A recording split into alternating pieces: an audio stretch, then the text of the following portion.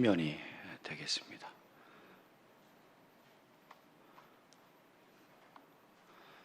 사도행전 14장 1절에서 7절 말씀, 우리 함께 하나님의 말씀을 봉독하시겠습니다. 이에 이고니온에서 두 사도가 함께 유대인의 회당에 들어가 말하니 유대와 헬라의 허다한 무리가 믿더라. 그러나 순종하지 아니하는 유대인들이 이방인들의 마음을 선동하여 형제들에게 악감을 품게 하거늘 두 사도가 오래 있어 주를 힘입어 담대히 말하니 주께서 그들의 손으로 표적과 기사를 행하게 하여 주사 자기 은혜의 말씀을 증언하시니 그 신의 무리가 나뉘어 유대인을 따르는 자도 있고 두 사도를 따르는 자도 있는지라. 이방인과 유대인과 그 관리들이 두 사도를 모욕하며 돌로 치려고 달려드니 그들이 알고 도망하여 루가오니아의 두 성 루스드라와 더베와 그 근방으로 가서 거기서 복음을 전하니라. 아멘. 아멘. 오늘 수요기도에 오신 여러분을 주님의 이름으로 환영합니다. 혹시 여러분 카파이즘이라고 혹시 들어보셨어요? 카파이즘. 무슨 의류 메이커 같이 들리지도 모르겠지만 이 카파이즘은 무슨 말이냐면 로버트 카파라는 사람의 이름을 빌려서 카파이즘이라고 합니다. 이 카파이즘이 뭐냐면 이 로버트 카파라는 분이 종군 기자입니다. 그래서 종군 기자로 아주 유명하신 분인데 자신의 옆에서 총알이 빗발치고 폭탄이 터지는 순간에도 이 셔틀을 누르는 분이십니다. 그에게 사진은 죽음이라는 두려움마저 극복해내는 힘이라고 고백을 하지요. 로버트 카파의 사진에는 진한 화약 냄새가 묻어나는 것도 목숨을 건 뒤에야 탄생한 듯한 절박함도 배어 있습니다. 그래서 현장을 잘 담아내었다는 그런 평가를 받기도 하는데요. 이 카파이즘은 자신의 생명보다 예술을 더 사랑하는 작가의 정신, 예술적 완성도를 위해선 죽음도 두려워하지 않는 그 마음이 카파이즘이라고 말을 합니다. 죽음을 두려워하지 않는 기자의 정신, 죽음을 두려워하지 않는 그 사진, 그 작품에 대한 그 애착, 그 열정. 오늘날 우리들에게도 이런 기자 정신이 필요하지 않을까라는 생각을 하게 됩니다. 그래서 이 카파이즘을 우리의 말로 우리의 언어, 우리 사투리로 한번 바꿔보자면 마라는 단어가 떠올랐어요. 야구장에 제가 사직 야구장을 갔거든요. 마 이렇게 하더라고요. 도대체 저 말이 무슨 말이야? 그런데 폭탄이 떨어지든 총알이 날라오든 주저없이 셔터를 눌러댔던 이 사내의 정신. 제가 그래서 검색을 해봤습니다. 마라는 말이 어떤 뜻을 담고 있는가? 부사, 그냥이란 뜻이에요. 그냥. 이 단어에는 이렇게 표현되어 있더라고요. 이 그냥에는 더 이상의 변화 없이 그 상태 그대로. 또 이런 의미가 있어요. 아무런 대가나 조건 또는 의미 따위가 없이. 이런 의미들이 담고 있더라고요. 그러니까 무슨 말이겠어요? 앞뒤 재지 말고 그냥 이것저것 조건 따지지 말고 가라. 그런 뜻이겠지요. 현재 우리가 머물고 있는 삶이 전쟁터입니다. 그렇죠. 우리의 삶 연속이 계속 전쟁터이죠. 코로나라는 바이러스가 아직도 잔재해 있고요. 또 아직도 러시아와 우크라이나의 이 전쟁이 아직도 끝나지 않고 있고요. 또 전의 전쟁 속에 우리가 살아가고 있고요. 또 물가의 전쟁, 부동산 전쟁, 여기저기 지진과 기후 변화의 전쟁, 또 우리 자녀들은 취업의 전쟁 속에 우리가 살아가고 있습니다. 이렇게 다양한 전쟁들이 우리 주변에 일어나고 또 그런 삶의 전쟁 중에 우리가 살아가고 있습니다. 어디 세상뿐일까요? 우리들의 믿음의 세계도 마찬가지 아닐까요? 우리들의 믿음도 지금 전쟁 중에 있고 우리들의 신앙이 위협받고 있습니다. 이런 위협과 공포 속에서도 굴하지 않고 믿음의 카파이즘이 필요합니다. 그래서 어떠한 위협이 다가온다 할지라도 믿음의 길을 걸어가고 힘을 다해 복음을 향해 달려나가는 그런 믿음의 사람들이 오늘날 더 필요합니다. 오늘 본문에도 이런 용기 있는 사람들, 복음의 길을 주저함 없이 걸어가는 사람들이 등장을 합니다. 바로 사도 바울과 그 일행들이지요. 수리아의 안디옥 교회에 파송을 받은 바울과 바나바는 구브로를 지나서 밤빌라의 버가를 거쳐 비시디아의 안디옥에 이르게 됩니다. 그래서 이곳 유대인 회당에서 바울은 예수 그리스도의 복음을 증거하게 되죠. 이로 인해서 하나님께서 미리 택하신 심이 많은 이방인들을 복음을 듣고 주께로 돌아오게 됩니다. 그러나 그 중에서도 복음을 받아들이지 못하는 유대인들이 있었는데, 이들이 가졌던 율법적인 관습에서 벗어나지 못한 채 오히려 복음을 거역하게 되죠. 그리고 이 악한 세력들은 가만히 있질 못하고 위협과 박해를 하기에 이릅니다. 우리가 읽지는 않았지만 사도행전 13장 45절에 유대인들이 그 무리를 보고 시기가 가득하여 바울이 말한 것을 반박하고 비방하거늘, 50절에 이에 유대인들이 경건한 귀부인들과 그 신의 유력자들을 선동하여 바울과 바나바를 박해하여 그 지역에서 쫓아내니. 그런데 이 바울과 그 일행들은 좀처럼 물러서지 않습니다. 그러든지 말든지 다시금 길을 떠납니다. 비시디아 안디옥에서 나와서 루가오니아 지역의 수도인 이고니온으로 향하게 되지요. 이고니온에 당도하게 된 이들은 유다인의 회당에 들어가서 망설 없이 또 복음을 전합니다. 그러자 유대와 헬라의 허다한 무리가 믿게 되는 놀라운 복음의 열매를 얻게 됩니다. 그런데 또 악의 세력들은 가만히 있지를 못합니다. 우리가 읽었던 2절 말씀을 보면 순종하지 않는 유대인들이 이방인들의 마음을 선동하여 형제들에게 악감을 품게 하거늘. 바울과 그 일행을 향해 공격하고 비방하고 박해를 일삼는 일들이 계속해서 반복이 됩니다. 그런데 이번에는 쉽게 물러서지 않습니다. 두 사도가 어떻게 합니까? 의지적으로 결단하며 주의 복음을 전하며 나갑니다. 3절 말씀을 보시면 오래 있어 주를 힘입어 담대히 말하니. 담대히 나아갔습니다. 오래 있어 주를 힘입어 담대히 복음을 전하는 것이지요. 이들의 복음 증거에 대단한 결단을 발견할 수가 있습니다. 여러분, 오래 있었다는 건 무엇일까요? 버티고 견뎌냈다는 것이죠. 아무리 힘든 가운데 놓여 있다 할지라도 버티며 견디며 복음을 전하며 이겨내려고 몸부림쳤다는 것입니다. 누구의 힘으로요? 주를 힘입어서, 하나님을 힘입어서 주님의 도우심을 구하며 버텨내며 복음을 전했습니다. 그리고 담대히 복음을 증거하는 바울과 그 일행들입니다. 그러든지 말든지, 자신들의 복음을 비방하고 공격하든지 트집 잡고 악감정을 품든지 말든지 복음을 전하는 정말 믿음의 사람들의 모습을 보여주는 바울과 바나바입니다.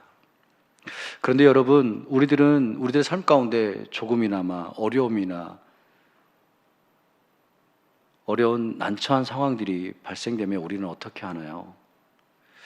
위협과 비방이 들어오면 어떻게 하십니까? 참 오래 참지 못합니다. 그 상황들을 피하려고 급급하지요. 그리고 도망가려 하고 인내하지 못합니다. 그리고 그 문제 앞에 마주하지 않습니다. 싸워 이겨보려고 하지도 않습니다. 그리고 물러섭니다. 그것이 최선의 선택이라고 우리들 스스로를 합리화합니다. 여러분, 우리의 믿음의 세계에서도 너무 쉽게 물러서지 않기를 바랍니다. 쉽게 도망치는 것이 우리의 일상이 되지 않았으면 합니다. 코로나라는 핑계로 우리들의 신앙의 기계가 많이 약화되어 있지는 않습니까? 주를 힘입어 나가야 하는데도 불구하고 쉽게 주저앉고 포기하는 우리들의 모습은 아닌지 모르겠습니다. 우리 신앙 공동체 가운데서도 믿음의 길을 걸어가는데 어려움이 있다 할지라도 그 누군가는 포기하지 않고 뚜벅뚜벅 그 믿음의 길을 걸어가는 그런 한 사람이 있어야 하지 않을까요? 우리 모두가 부족하고 연약한 사람들입니다마는 하나님께서 허락하신 그 십자가의 길을, 믿음의 길을 걸어가 보겠노라고 다짐하고 또 도전하는 믿음의 사람들이 우리 공동체에 가득했으면 합니다.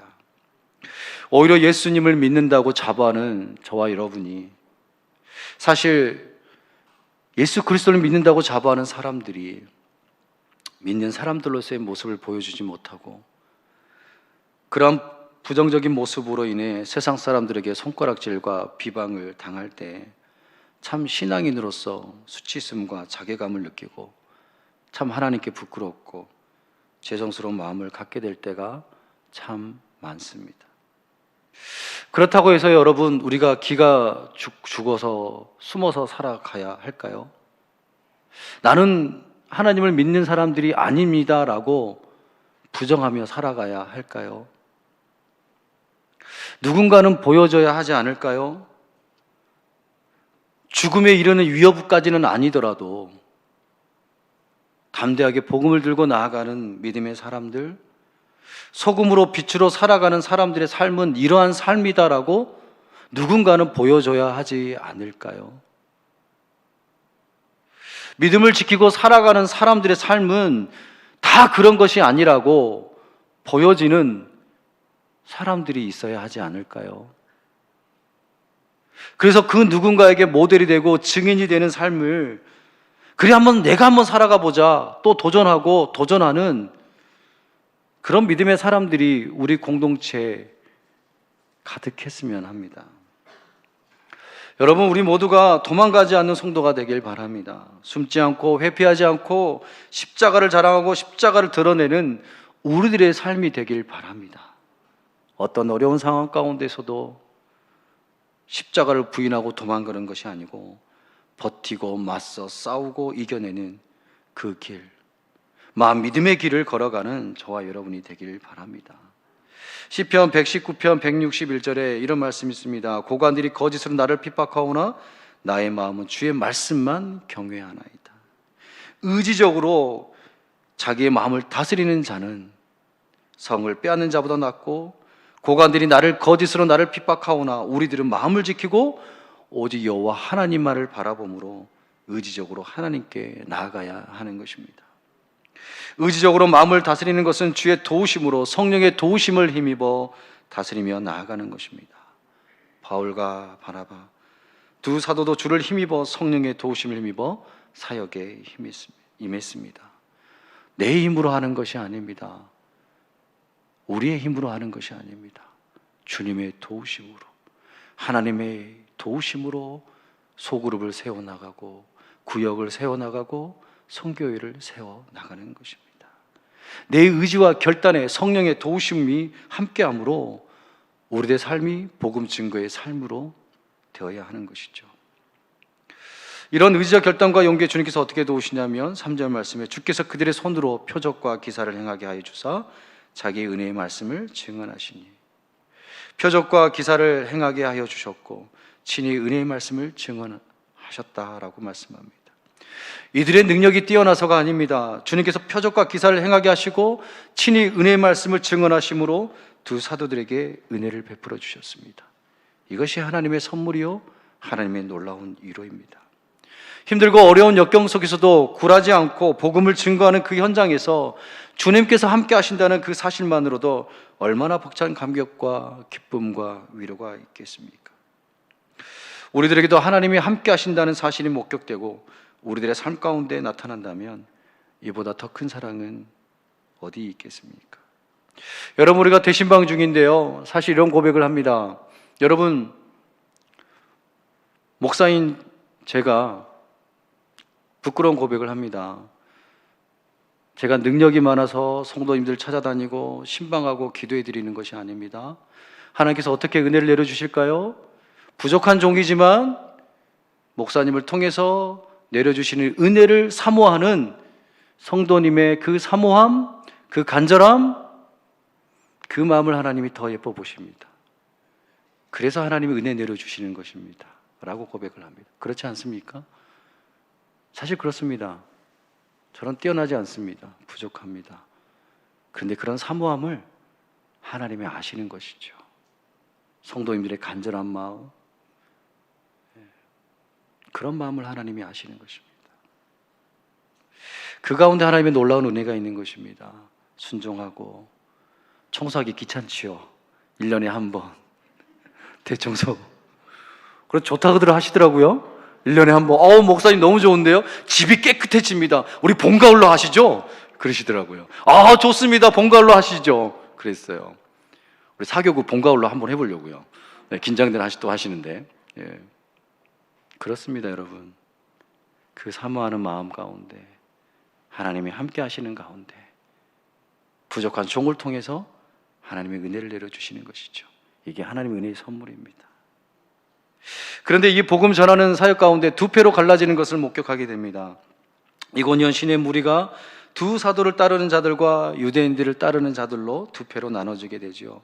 5절 말씀에 이방인과 유대인과 그 관리들이 두 사도를 모욕하며 돌로 치려고 달려드니 이젠 도저히 안 되겠다 싶었는지 편을 가르고 두 사도를 아예 돌로 치려고 달려드는 극박한 상황에 놓이게 됩니다. 이때 바울과 그 일행은 황급히 도망하며 루가오니아의 두 성 루스드라와 더베와 그 근방으로 피하게 되지요. 그러나 이들은 어떻게 합니까? 막 가자는 다짐과 함께 또 계속해서 복음을 전하는 바울과 바나바의 모습을 발견하게 됩니다. 막 가라라는 그 주님의 부르심 앞에 순종하며 걸어갑니다. 어떻게 이렇게 가능할까요, 여러분? 지칠만 하지 않습니까? 그냥 자신들을 해하는 자들이 있으니까 또 혹 자신들이 머무는 곳까지 찾아와서 위협하면 어찌하나 하며 자숙할 만한 법도 한데 또 이들은 아랑곳지 않고 복음을 증거합니다. 무엇 때문일까요? 믿음의 카파이즘 때문이겠죠. 주님께서 걸어가라 라는 그 말씀에, 복음을 전하라는 그 말씀에 네, 알겠습니다, 순종하며 죽으면 죽으리라고 어떠한 위협과 핍박에도 굴하지 않고 복음을 증거하는 사명자의 모습이 이들에게는 확고했기 때문에 그렇습니다. 그러기에 가능한 이야기입니다. 무엇으로 이들의 모습을 설명할 수 있을까요? 주님을 향한 간절한 사랑과 충성, 헌신, 주님을 향한 카파이즘 때문이 아닐까요? 혼신의 힘을 다해 복음을 증거하는데 망설이지 않고 증거하는 그런 믿음의 정신, 복음의 열정이지 않을까요? 여러분, 우리 다시금 복음의 열정을 회복했으면 좋겠습니다. 다시 열정을 회복했으면 좋겠습니다. 저는 알파를 하면서 꿈을 꿔요. 다시금 우리 교회가 일어섰으면 좋겠다. 우리 도우미들이 그렇게 막 기도하거든요. 제 느헤미야 기도회 갈 때도요, 제가 함께 금식하면서 기도했어요. 하나님 은혜 내려주세요. 그랬더니 같이 걸었던 일행들이 제가 금식하니까요 같이 금식하더라고요. 제가 미안해가지고 마지막 날은 아침에 금식을 했습니다. 여러분, 사도행전 20장 24절에 사도 바울이 이렇게 고백을 합니다. 내가 달려갈 길과 주 예수께 받은 사명 곧 하나님의 은혜의 복음을 증언하는 일을 마치려 하면은 나의 생명조차도 조금도 귀한 것으로 여기지 아니하노라. 아멘. 나의 생명조차도 조금도 귀한 것으로 여기지 아니하노라. 이게 사도 바울의 고백이요, 하나님께 은혜를 힘입은 자들의 고백이 되어야 되지 않을까요? 여러분, 우리도 마찬가지입니다. 우리의 각자의 삶 속에서도 혼신의 힘을 다해 믿음의 사람들답게 복음을 증거하고 복음 증거에 헌신과 충성을 다하는 그런 믿음의 사람들이, 성도들이 되길 바랍니다. 그래서 세상 가운데로 흩어져서 소금으로 빛으로 살아가는 저희들의 삶이 되길 소망합니다. 말씀 마치겠습니다. 마태복음 10장 32절 33절에 이런 말씀이 있습니다. 누구든지 사람 앞에서 나를 시인하면 나도 하늘에 계신 내 아버지 앞에서 그를 시인할 것이요, 누구든지 사람 앞에서 나를 부인하면 나도 하늘에 계신 내 아버지 앞에서 그를 부인하리라. 누구든지 사람 앞에서 예수 그리스도를 시인하는 삶이 되시길 바랍니다. 누가 뭐라 하든 예수 그리스도와 찐 사랑하고 예수 그리스도와의 사랑을 찐 증거하고 찐 충성하며 찐 섬기며 그렇게 헌신하는 믿음의 사람들로 서 가시길 바랍니다. 그래서 날마다 주님을 시인하며 살아가는 삶을 살아가면 하늘에 계신 우리 하나님께서 인정해 주신다는 말씀합니다. 앞뒤 재지 마시고 계산기 두드리지 마시고 이것저것 따지지 마시고 믿음의 길을 걸어가는 저와 여러분의 삶이 되시기를 간절히 소망합니다. 우리 함께 기도하겠습니다. 우리 말씀을 생각하며 기도하겠는데요. 하나님, 우리 다시 한번 열정을 회복시켜 주시고 다시 한번 주님을 증거하는 삶이 되게 해달라고, 복음을 증거하는데 주저하는 그런 우리들의 삶이 아니요, 우리들의 온 시간, 온 삶을 통해서 주님을 증거하고 소금으로 빛으로 살아가는